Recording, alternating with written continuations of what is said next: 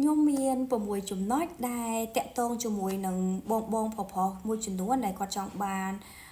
ពីមនុស្សស្រីដែលគាត់ស្រឡាញ់ហើយខ្ញុំ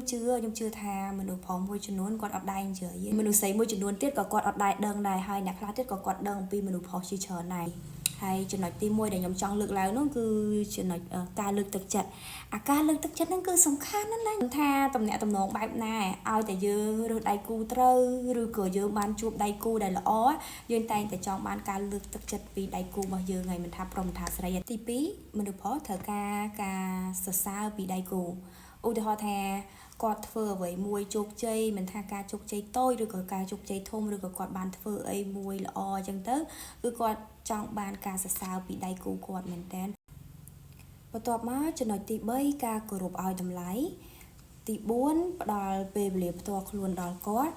ហើយចំណុចទី5ត្រូវផ្ដល់អំណោយខ្លះជូនគាត់ដោយសារតែការជូនអំណោយដល់មនុស្សដែលខ្លួនឯងស្រឡាញ់ណាពេលដែលយើងទទួលបានអំណោយពីមនុស្សដែលខ្លួនឯងស្រឡាញ់គឺយើងមានមោទនភាពហើយយើងមានអារម្មណ៍ថាយើងសប្បាយចិត្តនឹងទទួលយកអំណោយមួយហ្នឹងអញ្ចឹងមនុស្សប្រុសក៏គាត់ត្រូវការកន្លែងចំណុចហ្នឹងដែរអញ្ចឹងខ្ញុំចង់ឲ្យស្រីគិតឡើងវិញអាកន្លែងចំណុចហ្នឹងដោយសារតែមនុស្សប្រុសក៏គាត់ត្រូវការអាកន្លែងហ្នឹងដែរហើយចំណុចចុងក្រោយហ្នឹងគឺចំណុចទី6គឺសំខាន់មែនតើហើយខ្ញុំជឿជាក់ថាចំណុចនេះគឺ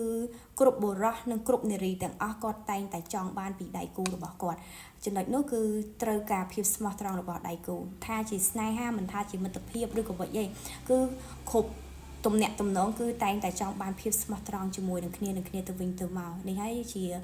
ដែលខ្ញុំចង់លើកឡើងមកនិយាយថា6ចំណុចដែលមនុស្សប្រុសគាត់ចង់បានពីមនុស្សស្រីដែលខ្លួនគាត់ស្រឡាញ់វីដេអូមួយនេះគឺខ្ញុំគ្រាន់តែចង់ចែករំលែកចំណុចខ្លះៗដែលពាក់ព័ន្ធជាមួយនឹងបងប្រុសមួយចំនួនដែលគាត់ចង់បានពី